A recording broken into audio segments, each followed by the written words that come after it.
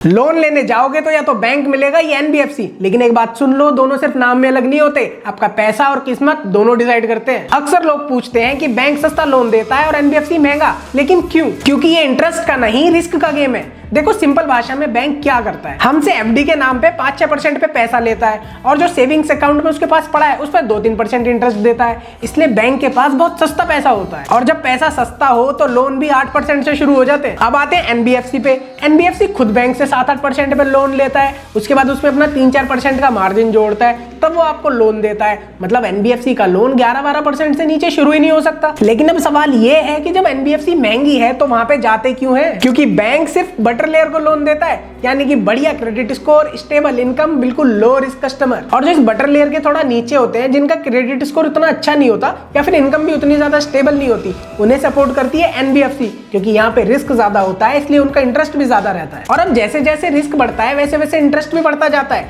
क्योंकि टीयर 2 शहर में और टीयर 3 शहरों में जो माइक्रो फाइनेंस कंपनी होती है उनके पास रिस्क बहुत ज्यादा होता है, अनस्टेबल इनकम होती है लोगों की, ब्लू कॉलर जॉब्स होते हैं और क्रेडिट स्कोर की भी कुछ खास उन्हें नॉलेज नहीं होती है। इस वजह से वहां पे रेट ऑफ इंटरेस्ट जो होता है वो 16% से 32% तक रहता है। तो अब समझे कि एक अच्छा क्रेडिट स्कोर और स्टेबल इनकम क्यों जरूरी है। अब अगर तुम्हें कम इंटरेस्ट वाली अच्छी एनबीएफसी की लिस्ट चाहिए तो कमेंट कर दो लोन, मैं सीधा तुम्हारे डीएम में भेज दूंगा। मिलते हैं अगली वीडियो में। हर हर महादेव।